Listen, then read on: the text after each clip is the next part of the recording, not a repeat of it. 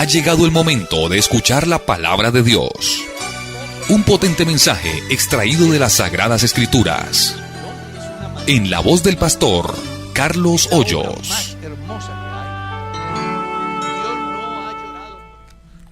Hermanos y amigos, Dios les bendiga. ¿Cómo amanecieron? Hoy es un día maravilloso, el cual debemos de aprovechar al máximo. Recuerde lo que dice la Escritura. Este es el día que hizo nuestro Dios.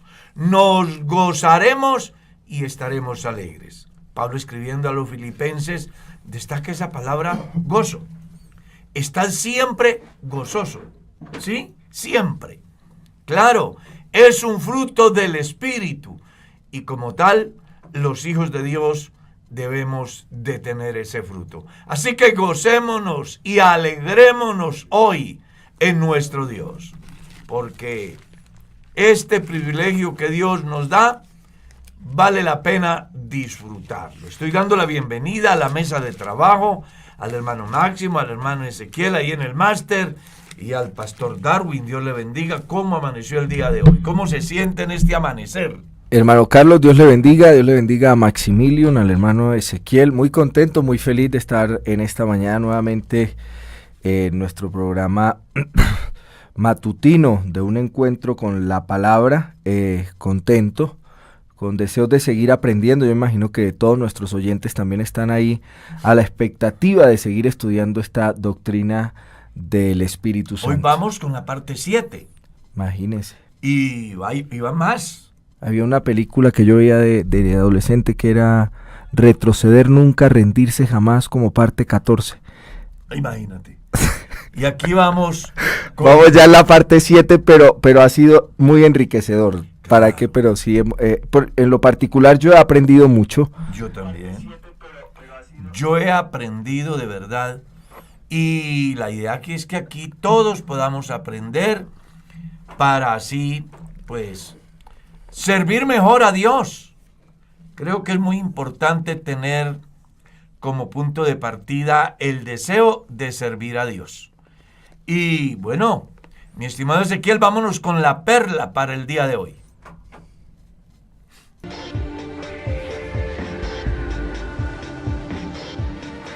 Mi viña es la mejor.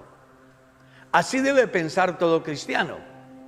Y así lo creyó Nabot, según el capítulo 21 del libro de los Reyes, el versículo 2 y 3. Escuche. Y Acab habló a Nabot diciendo: dame tu viña para un huerto de legumbres, porque está cercana a mi casa, y yo te daré por ella otra viña mejor que esta, o si mejor te pareciere, te pagaré su valor en dinero.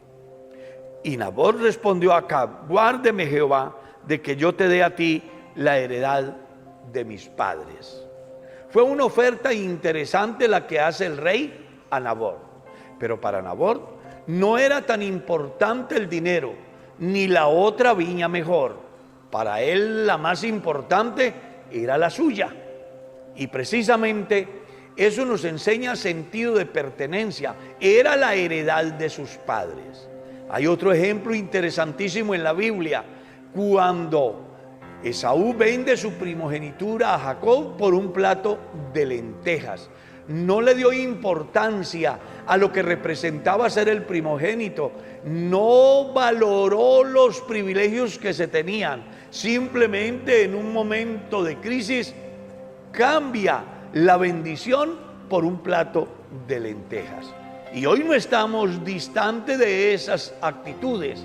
Si vamos al tiempo moderno, encontramos como muchos cristianos, al igual que Judas, cambian su bendición por el dinero.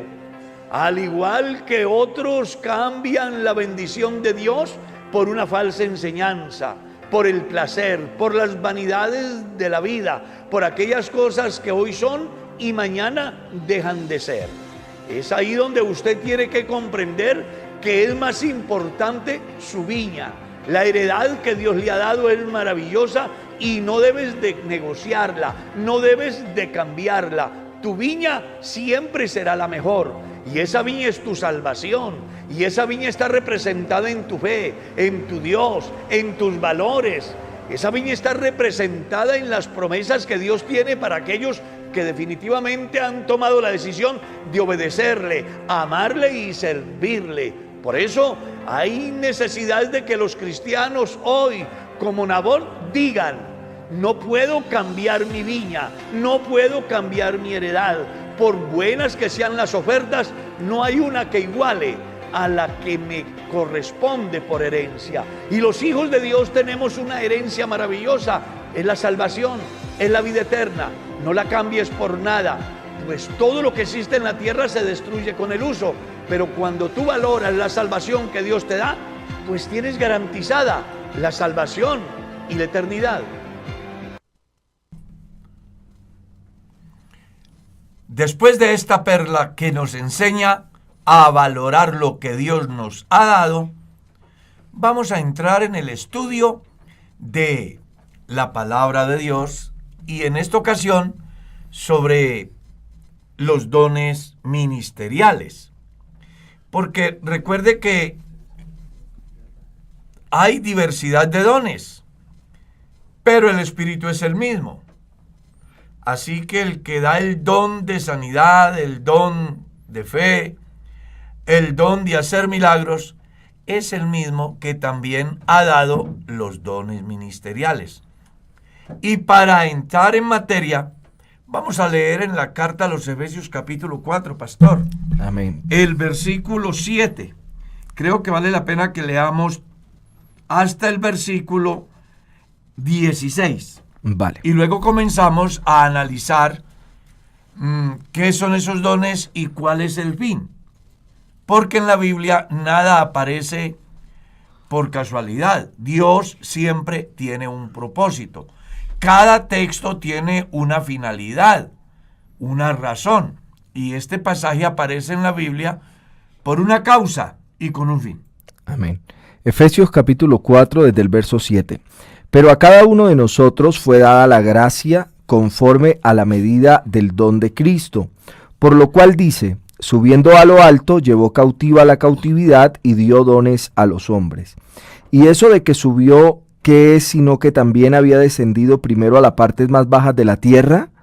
El que descendió es el mismo que también subió por encima de todos los cielos para llenarlo todo.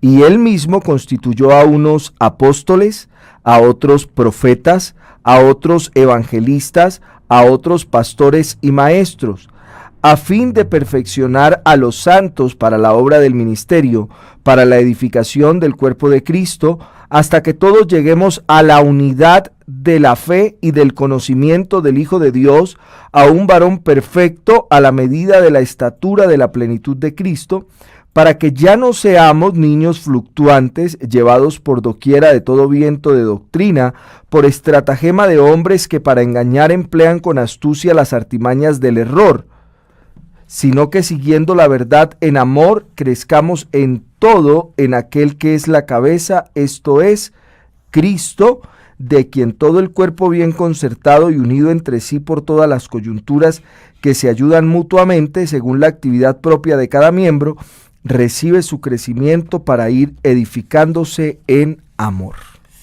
Qué pasaje tan hermoso. Mientras usted leía, yo hacía un análisis de la razón. Y para entender muy bien lo que vamos a estudiar, debemos de tener en cuenta desde el verso primero de este capítulo. Porque déjeme como colocar un escenario, ¿sí?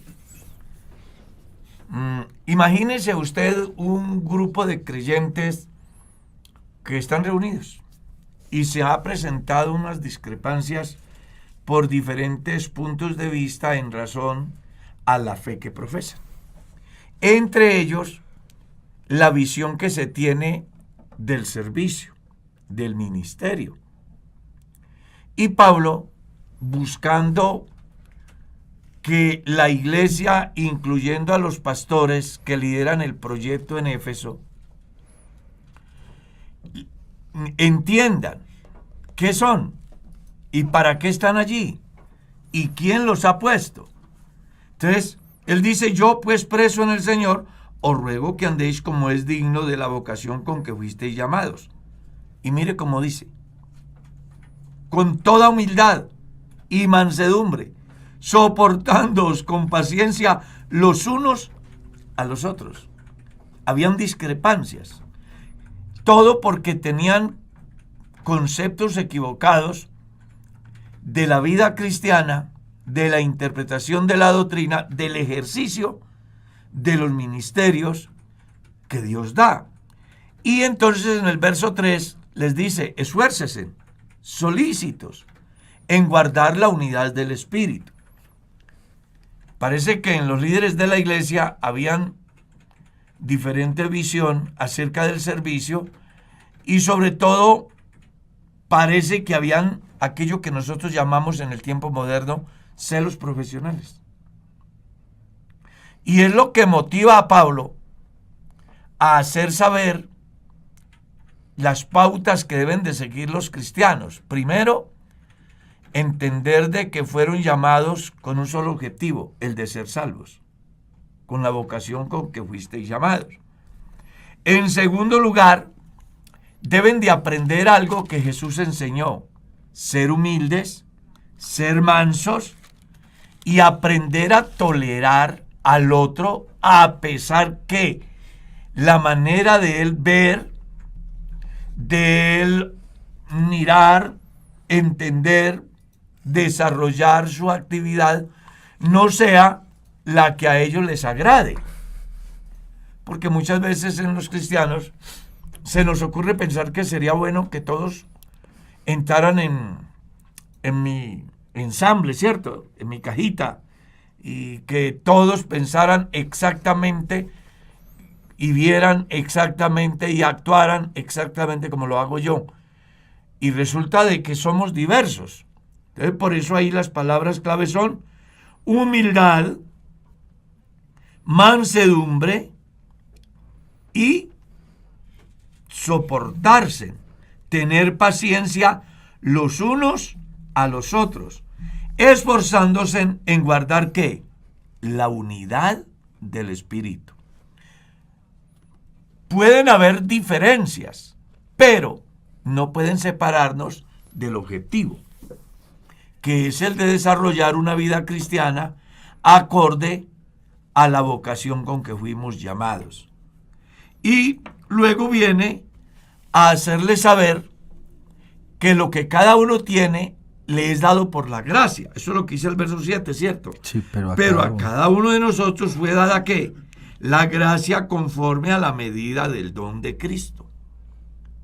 Y hace alusión al Salmo 68, por lo cual dice: subiendo a lo alto, llevó cautiva la cautividad y dio dones a los hombres. No entren en discusión porque este tiene un don y el otro tiene otro.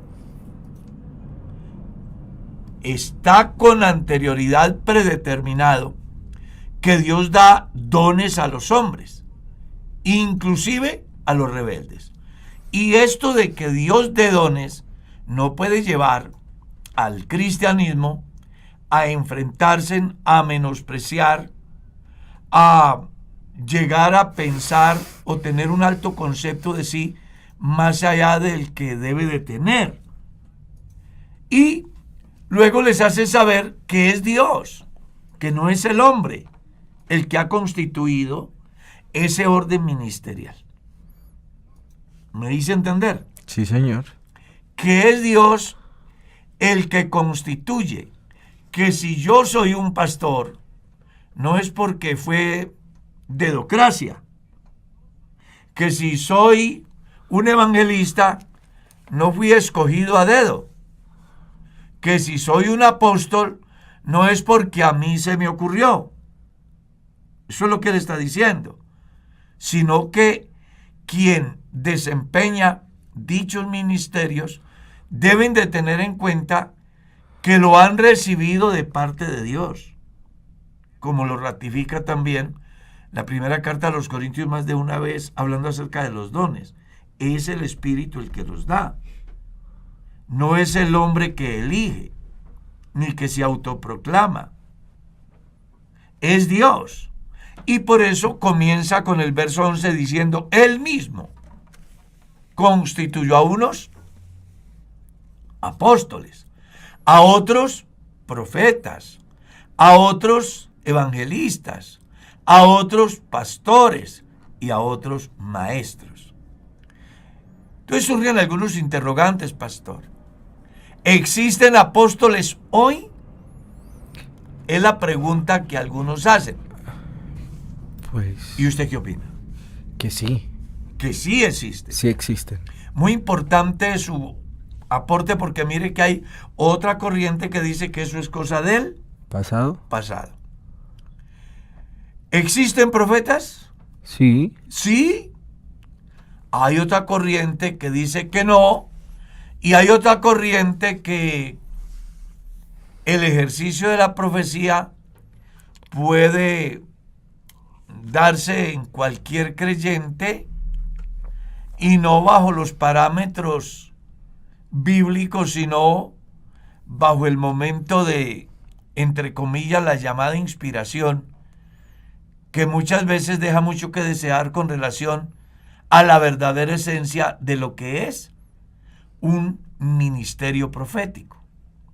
Entonces tratemos de como de ampliar, que la gente conozca qué es un apóstol.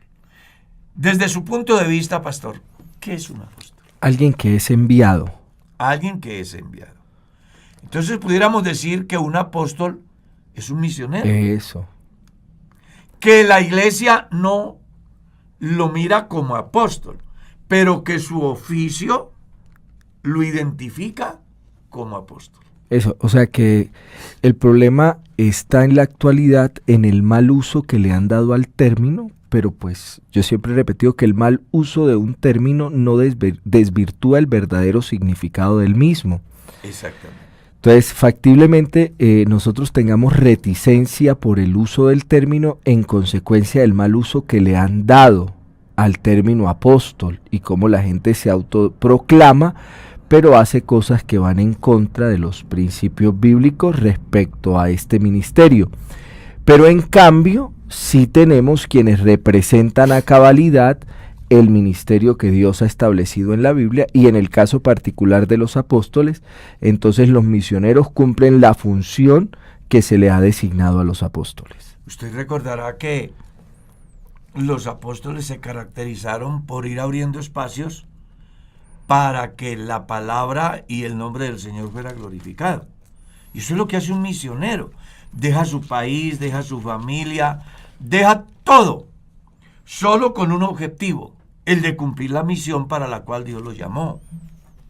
Y ahí vale la pena que se tenga en cuenta entonces aquel manejo que Jesús y Pablo hacen alusión cuando mencionan la palabra apóstol. La Iglesia Pentecostal Unida de Colombia, a nadie le ha puesto ese rótulo, ¿verdad?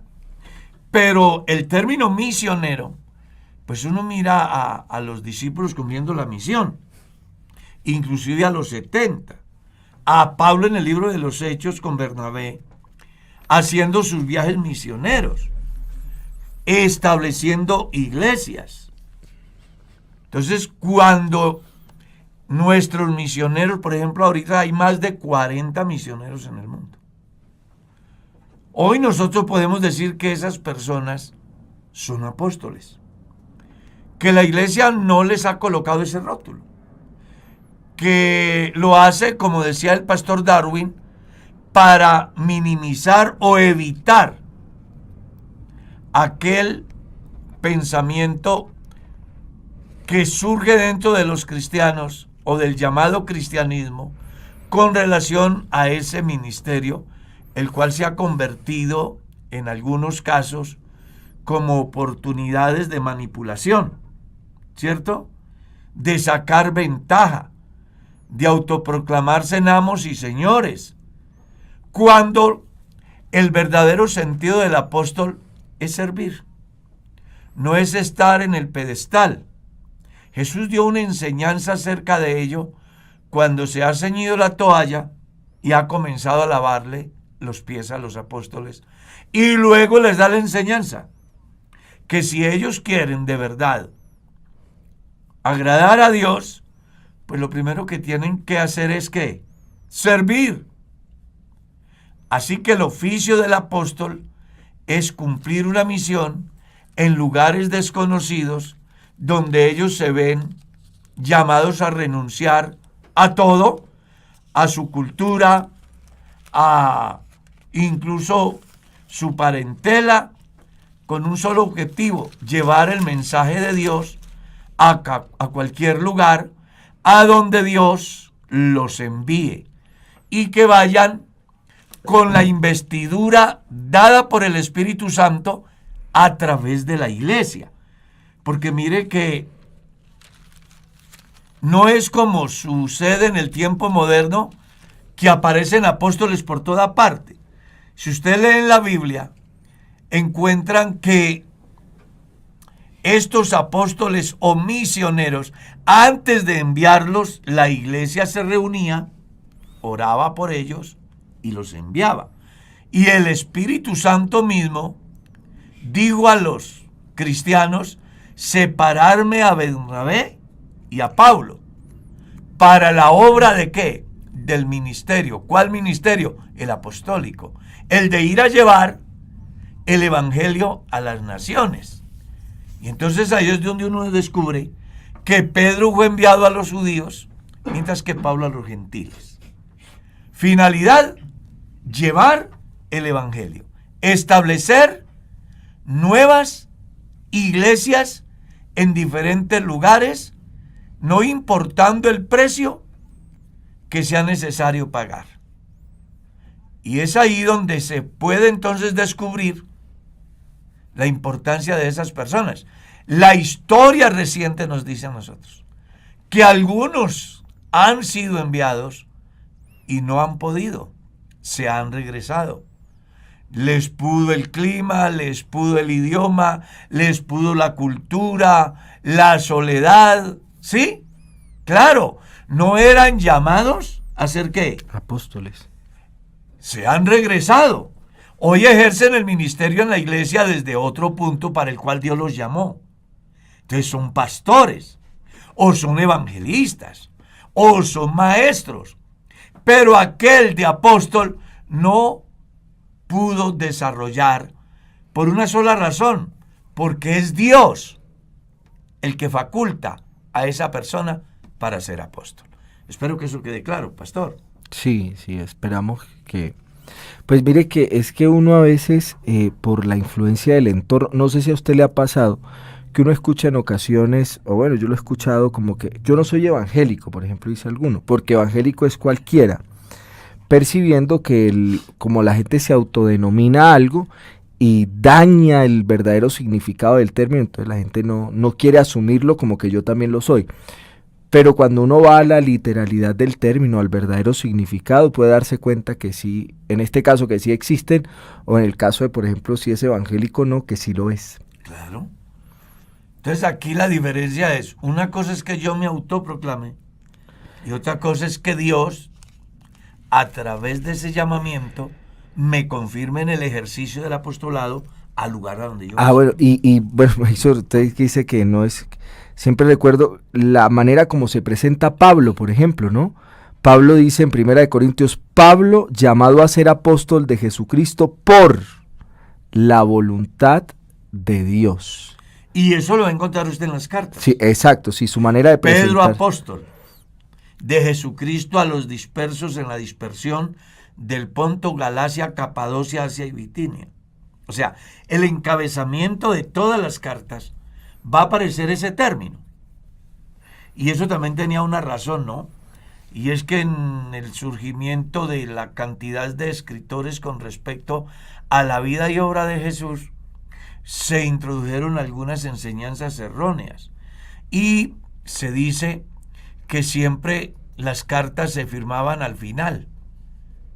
Entonces la gente leía la basura y después se daban cuenta que no venía de una buena procedencia. Entonces se llegó a la conclusión de que los apóstoles pensaron en colocar primero quién es, para que la persona al leer se diera cuenta de antemano qué era lo que estaba leyendo. No sé si usted habrá mirado en los libros que hay en la portada como una pequeña biografía del escritor. Del autor. Del autor. Finalidad, que la gente sepa de qué se trata y quién es. Y en este caso, uno encuentra al inicio de las cartas cómo aparece, ¿no? Pablo, llamado a ser apóstol, o Pablo apóstol, ¿sí? Enseñándonos así que la mejor manera de entender ese llamamiento, aclaro, entre ellos, era por la forma como ejercían el llamamiento a ese ministerio especial, apóstol. Y luego viene el otro, profeta. Pero yo quisiera ahondar un poquito en eso, pero antes de que pasáramos al siguiente. ¿Listo? Hay quienes argumentan que, o sea, ya no en el ámbito de que no existen, sino, bueno, no en el ámbito de que no existen por el mal uso del término, sino desde un ámbito un poco más teológico, aplican dos aspectos algunos, ¿no? Uno, que para ser apóstol se requería sí o sí haber tenido un contacto directo con Jesucristo en la persona de su transitar sobre la tierra, y dos, en relación con la autoridad. ¿Usted qué piensa de eso? Pues yo lo que pienso es que Dios no está limitado. Que en la Biblia se destacan los apóstoles que dejaron escritos como el inicio de una obra misionera, ¿cierto? Y que tenían una finalidad: compilar para nosotros lo que hoy llamamos el Nuevo Testamento. Pero una vez que se ha llegado a ese feliz término, pues Dios sigue teniendo apóstoles, solo que la iglesia no los proclama. Y además que dentro de la fe nuestra no existe el pensamiento en sus líderes de autoproclamarse tampoco, ¿ya? Pero cuando uno los mira en su oficio y en sus resultados, uno dice, venga, son apóstoles. Porque si usted mira el oficio de los apóstoles, pues eran establecer nuevas obras, y al ir a establecerlo tenía que confrontar fuerzas demoníacas, oposiciones de gobernantes, persecuciones no pequeñas. Y eso es lo que viven nuestros misioneros. Un misionero con su esposa en un país distante donde no se habla el mismo idioma y tiene que enfrentar situaciones de endemoniados, como por ejemplo hemos escuchado de nuestros misioneros en diferentes lugares del mundo, que el punto de partida es el satanismo, por ejemplo. Yo he escuchado a un misionero hablar acerca de uno que lo enfrentó y que hacía que los muertos vivieran por el poder de Satanás, y el pastor tener que enfrentar ese misionero.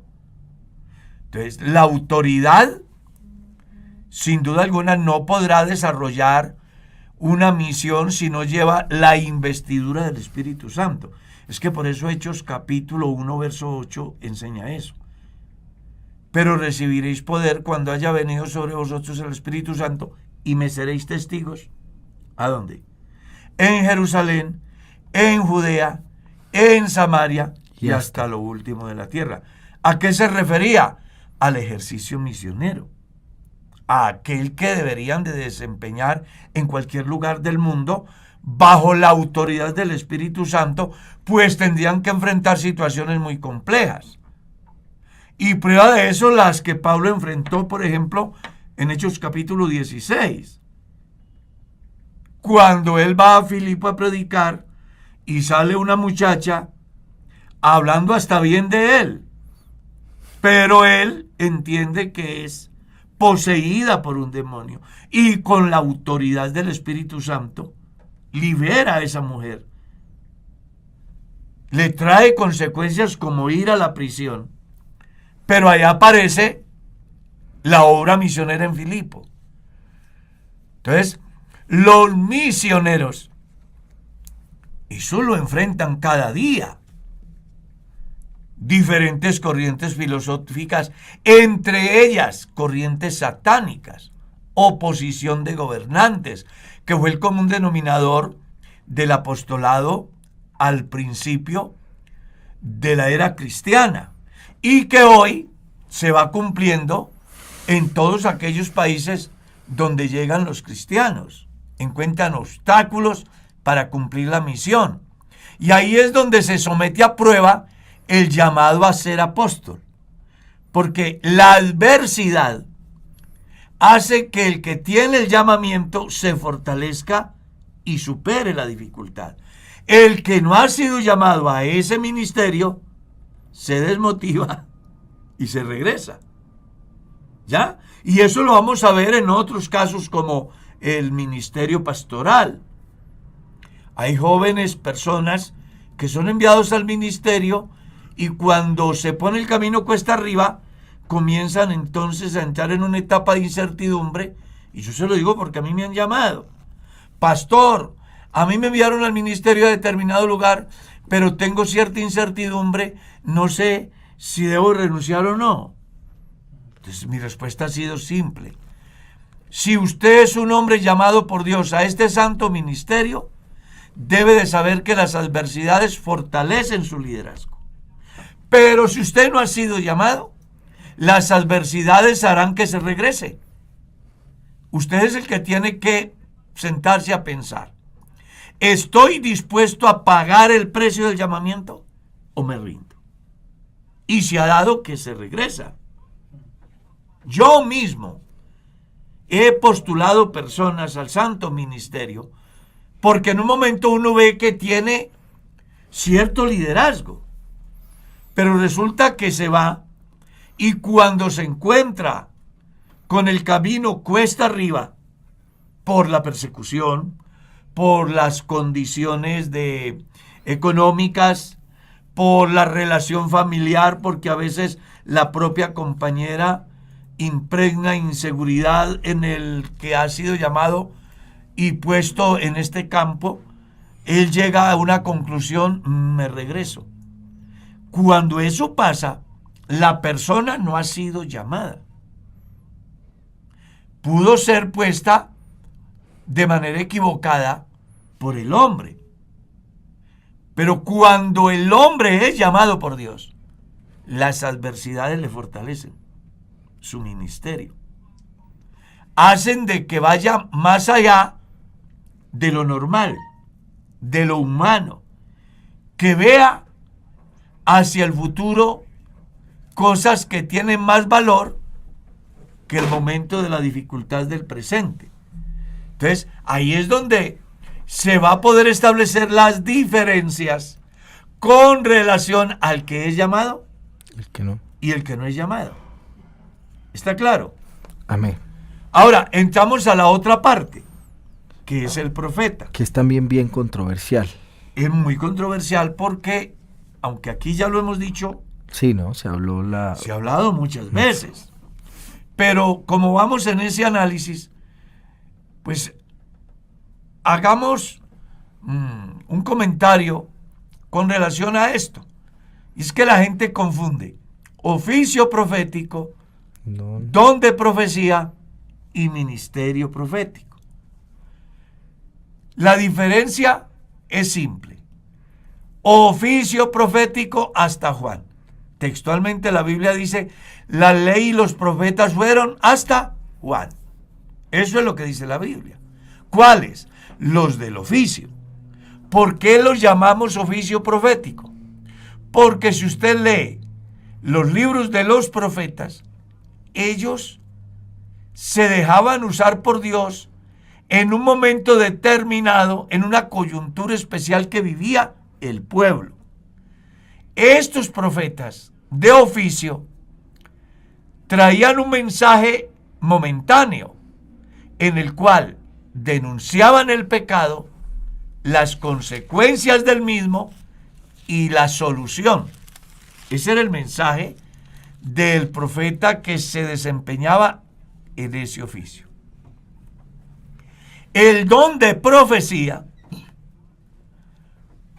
es algo que funciona de manera circunstancial, dependiendo del momento, y que tuvo una fuerza muy interesante en el primer siglo, pues los cristianos se reunían y no podían ponerse a repetirle la ley de Moisés a los que eran salvos por gracia. Entonces, como no había una hoja de ruta escrita que los guiara, tenían que esperar un mensaje divinamente inspirado para que en la reunión alguien por el Espíritu Santo tomara la vocería y le transmitiera el mensaje a la congregación acerca de las exigencias divinas para los cristianos del momento que habían sido salvos por gracia. Una vez que se ha tenido la hoja de ruta ya escrita, entonces ya el escritor dice, tenemos la palabra profética más segura. A la cual hacemos bien. A la cual hacemos bien en atender. Y cuando él dice, tenemos la palabra profética más segura, es que después de haberse tenido la escritura que hoy conocemos, surgieron otros profetas que, inflados por su vanidad, desviaban a los cristianos del verdadero sentido de la fe. Y es ahí donde viene el apóstol a decir, no coman cuento. Tienen la palabra ¿qué? Profética más segura. Y si habla de más segura, es porque habían profecías que no eran seguras, que podían traer veneno. Y no precisamente porque fueran del Espíritu Santo, sino porque algunos se dejaban influenciar mal y hacían pensar al pueblo que era el Espíritu Santo cuando no lo era. Y una prueba de eso es lo que Pablo escribe en el capítulo 5 de la primera carta a los tesalonicenses. Cuando la influencia del Espíritu Santo en la iglesia de Tesalónica y el ministerio o el don de profecía cayó en desprestigio a causa del mal uso y de la mala interpretación que se le dio, a tal estado que ellos dijeron, no más Espíritu Santo en la iglesia y no más profecía. Y ahí es donde Pablo viene y dice, un momento, no pueden apagar al Espíritu, porque el Espíritu Santo en la iglesia es la vida de la iglesia. Tampoco menosprecien la profecía. Ustedes lo que tienen es que tener don de discernir la procedencia de la profecía. Si la profecía que están escuchando se ajusta al fundamento apostólico y a los dichos del Señor Jesús. Si ve que no se ajustan, deséchenla. Pero si ven que la profecía está acorde a las enseñanzas apostólicas y a las enseñanzas de Jesucristo, valórenlas. Les está diciendo algo así, no manejen extremos. En razón a eso es que el escritor entonces va a decir luego, tenemos la palabra profética más segura. Dígame qué tiene que decirme a alguien hoy que no está escrito en la palabra de Dios. ¿Qué doctrina puede inventarse hoy un presunto profeta bajo el argumento de que son profetas que no está escrito en la palabra de Dios? La Biblia es el código divino. Es el manual ético universal para quien quiera vivir entre sociedad y como aspirantes al cielo mismo. Entonces ya las personas no tenemos esa dificultad que tenía la iglesia primitiva.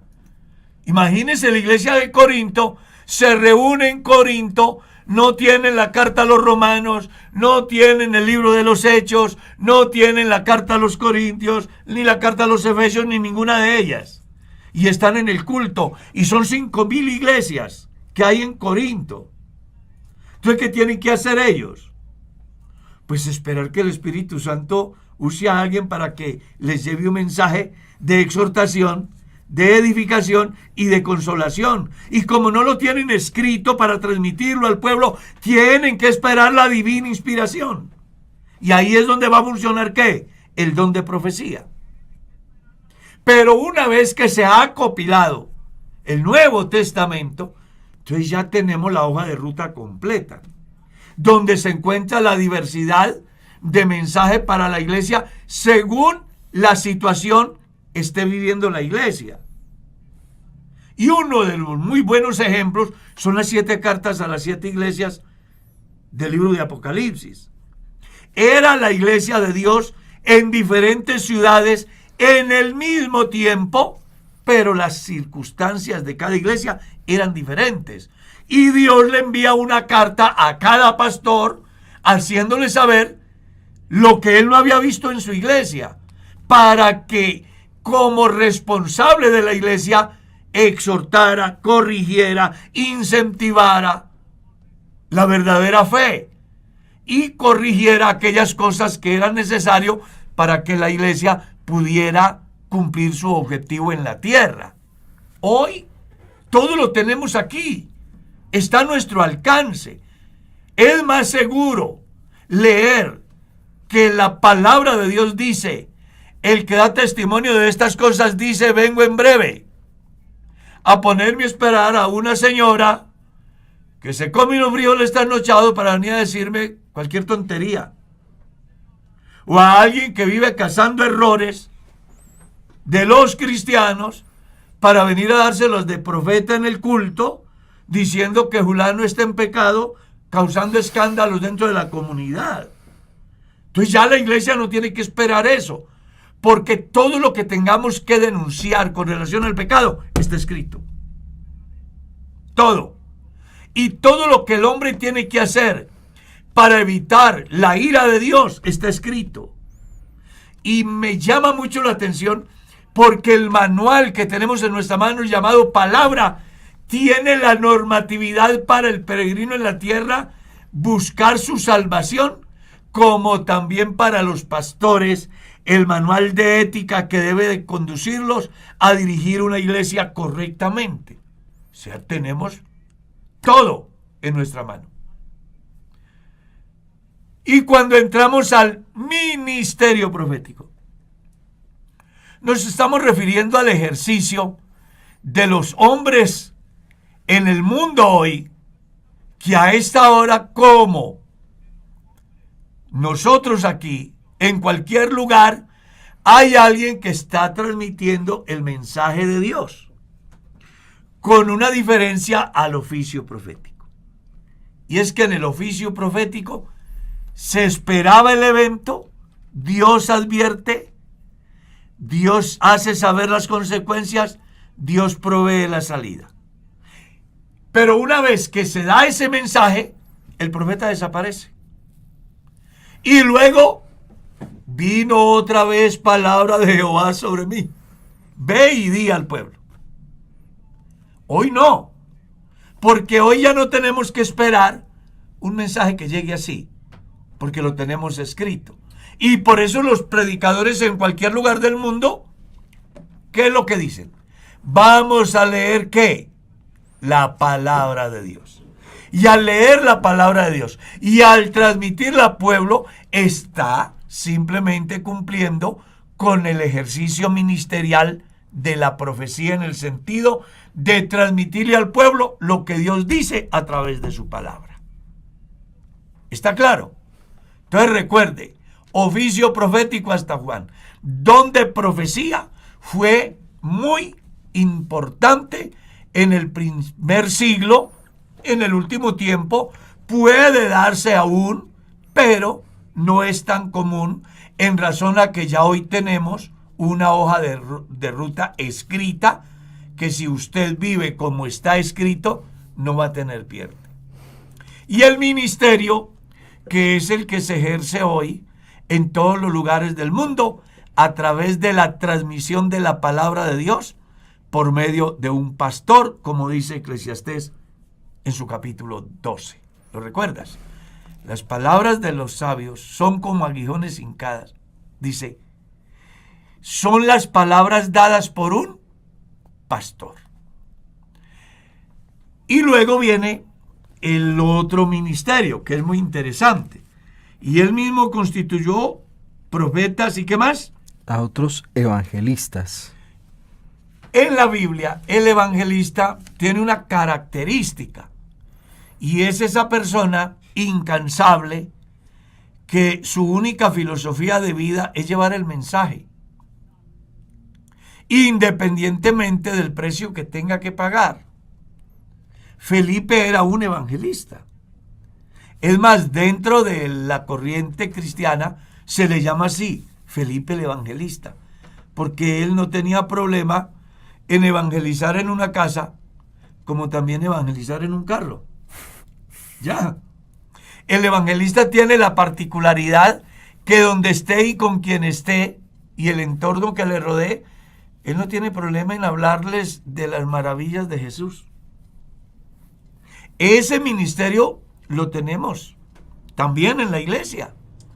Hay hombres que donde están, con quien están, no interesa si pertenecen a la alta sociedad o al bajo mundo. Él sabe que la única medicina que el mundo tiene es Jesucristo a través del Evangelio.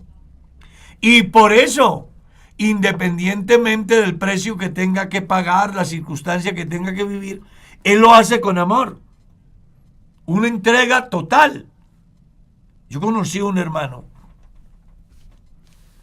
que él en cualquier parte se paraba a hablar de Jesús y toda oportunidad que tenía la aprovechaba.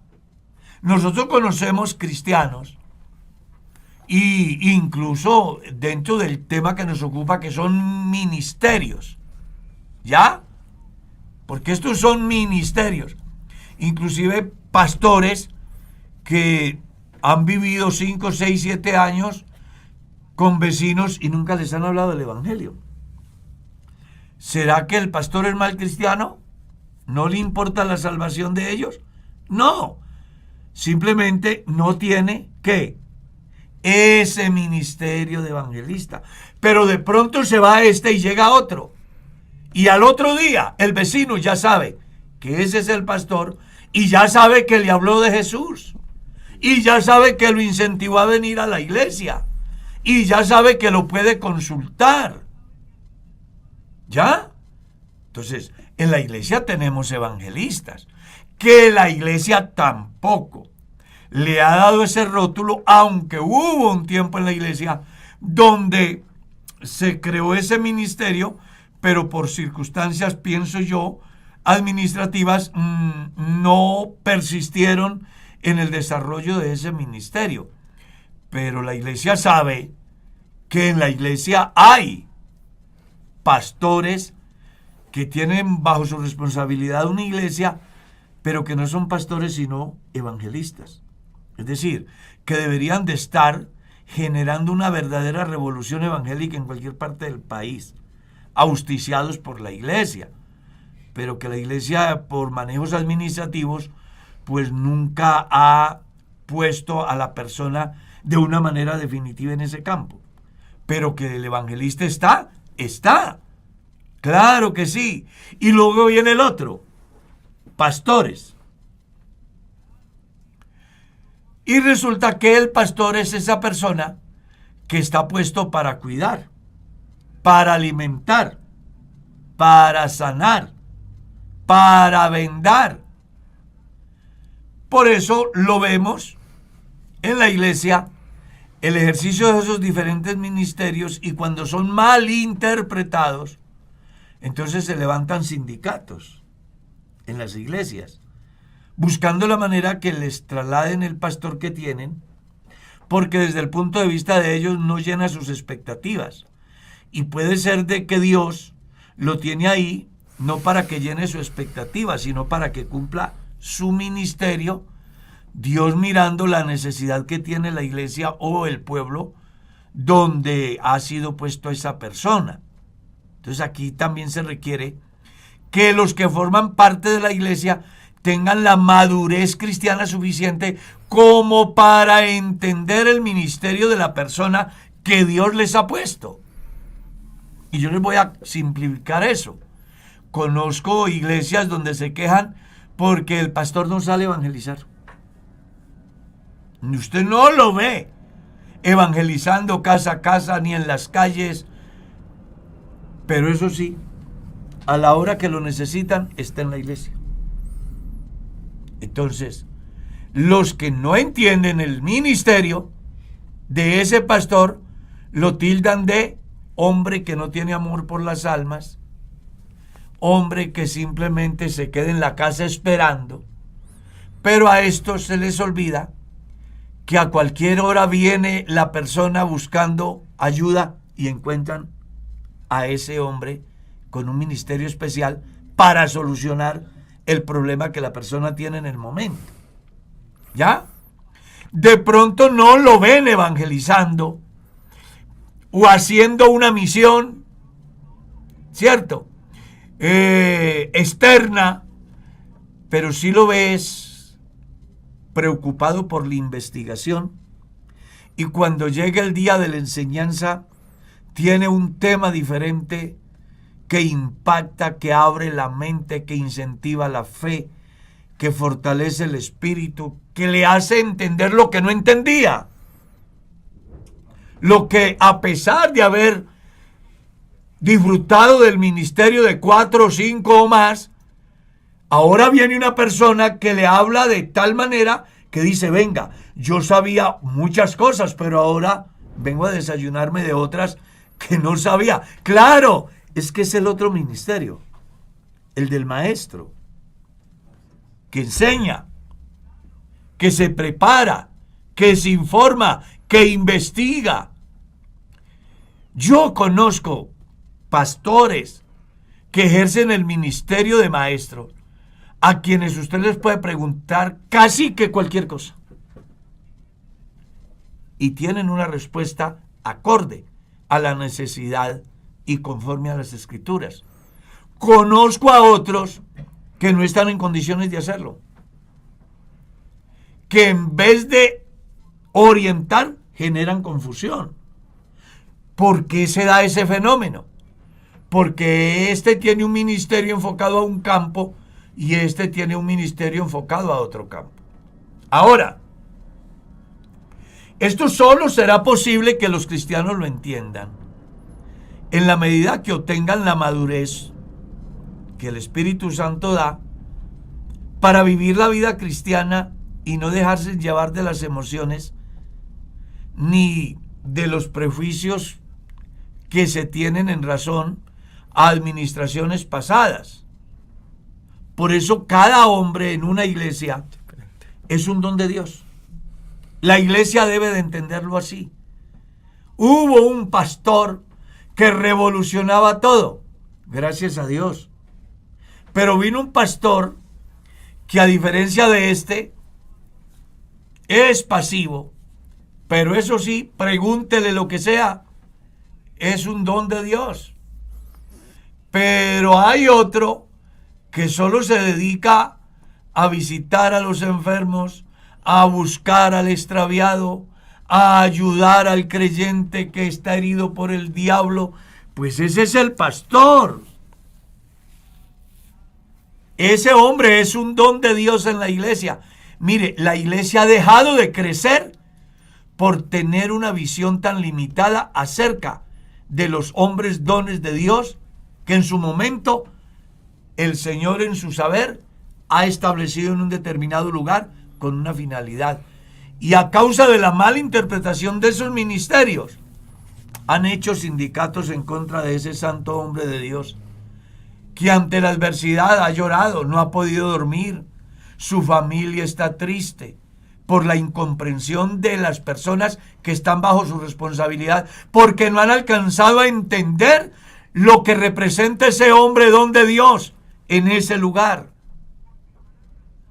Es muy importante que las iglesias maduren en la fe, en el conocimiento del Hijo de Dios. Y yo estoy seguro que en alguna iglesia hoy se está dando ese fenómeno. ¿No cree, pastor? En muchos lugares. Se está dando. Inconformes con su pastor. Es que este pastor no tiene doctrina. Yo lo he escuchado así. Espero que no me vaya a pasar acá.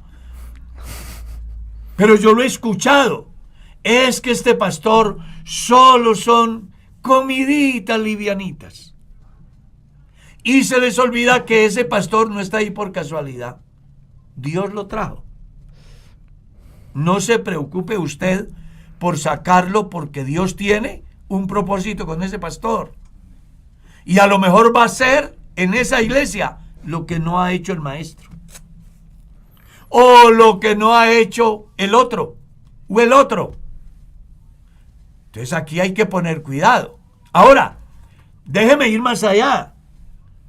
Hay pastores que reúnen esos 5 ministerios también. Yo conozco hombres que realmente uno se queda, como dice el dicho por ahí en mi pueblo, boquiabierto de ver las capacidades, como en una sola persona Dios coloca todo eso. Y el asunto es que aquí está dicho por Dios, a cada uno le es dado según la gracia. Puede ser que algún hombre halle tal gracia delante de Dios en el cual puedan reposar esos ministerios. Yo conozco hombres que lo hacen bien como misioneros, lo hacen bien como pastores, lo hacen bien como evangelistas, lo hacen bien como maestros. Yo los conozco. Entonces, qué bueno que también las iglesias, cuando tengan una persona en ese campo, pues lo aprovechen al máximo. Y se unan en torno a alcanzar los objetivos que el Espíritu Santo ha puesto en esa persona, y que además aprovechen sus conocimientos para que cuando éste, por decisión soberana de Dios, ya no esté, usted tenga la escuela que lo ayude para ayudar a otros. Importante también es que la iglesia comprenda que estos 5 ministerios tienen una finalidad, ¿cómo se puede decir? Académica.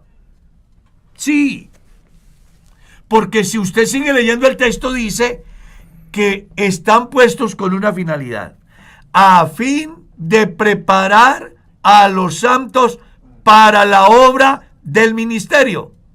O sea, esta es la universidad del Espíritu Santo. A través de esos 5 ministerios, Dios forma hombres que han de reemplazar a estos que ya se van. Yo siempre escuché que cuando un líder se muere y no deja a otro líder, definitivamente no fue líder. No fue líder.